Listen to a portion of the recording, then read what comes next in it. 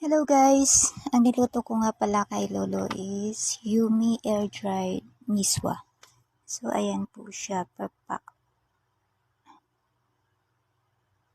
So ayan po siya, malambot po siya. Suitable po sa mga walang ngipin kagaya ng aking alaga. At ayan po, pinakuluan ko na po siya ng 3 minutes. So ayan, naluto na po siya. Then, pakuloy po tayo ng soup. Chicken soup po yan, nilagyan ko ng minced pork, vegetable, and dumplings. So, ayan na po siya.